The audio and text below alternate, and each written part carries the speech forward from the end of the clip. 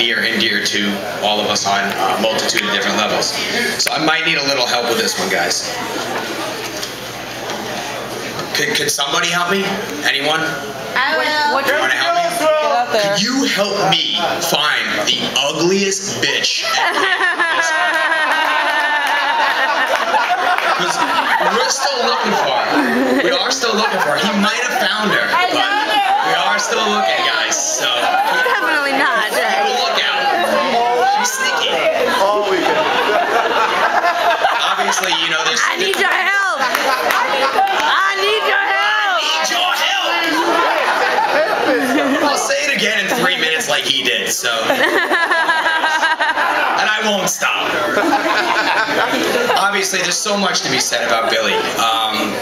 You know, he had a way of not only just words, but people, as we all know.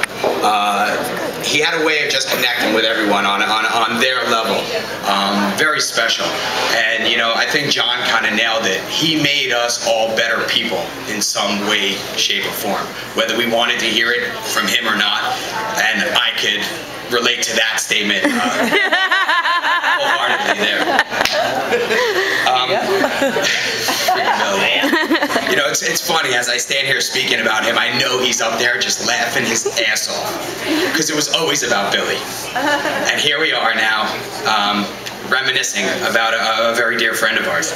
This was a guy that we had the honor, I don't know how I connected with him, but somehow he perceived me as this, like, older brother. And I don't know if it was his best decision, but, you know, I know that when he was going through those hard times, my and Mackenzie's door in 4D was always open to him. It's open to everybody. Always found a way to come. Whether it was bringing me sandwiches, he was going to Rutgers for the fat truck, and he wanted me to eat 3 sandwiches and just see if I could do it. He always found a way to be at my front, like literally at my front door. When I come in, he'd be sitting in my lobby with sandwiches. It was the craziest thing, and I know many of you guys have the story of how he, you know, the whole bag of sandwiches for that matter. And I guess the best way I should say with this is, Fred, you're on the hook to me and my wife for $1 million. No, just me. But just my wife. But since I do get half, I will get half. One of these nights when Billy came to us, and this is a story I definitely wanted to share. We were going out to a show, and Mackenzie had not come home. She was getting ready. You know, me and him were eating chicken wings. And he was, you know, he looked at the, you know, as we're eating, it was all drumsticks. And he made a comment to me, something along the lines of, you know, man, what's up? These chickens just don't have wings. And I kind of looked at him, and I didn't know if he was kidding or not, so I didn't know, like, should I slam him? But Mackenzie kind of hears him as she's getting ready in the bathroom, and I just hear, like, this massive screech. What?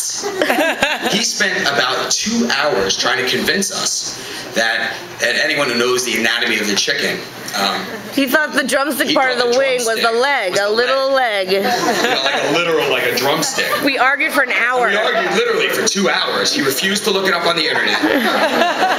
He refused to listen to me or my wife tell him that he is blatantly out of his mind. Because that's just not how. He bet me. And he bet us $1 million. Needless to say, when I heard that $1 million were on the table, Fred, I'm not going to lie to you, I went to the internet.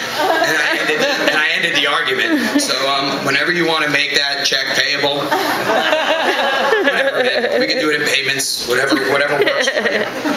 I'm totally good with. Obviously, I'm just carrying a mallet around. Last time this was out, me and Billy, I guess being his big brother had its privileges too. The antics, as we all know with Billy. I took that away. Awesome.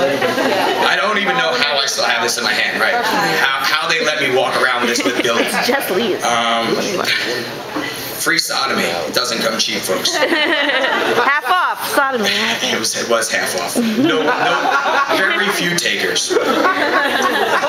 Needless to say, I kind of hooked up with Billy and in our relationship and with CKC. It started with saving the boobies.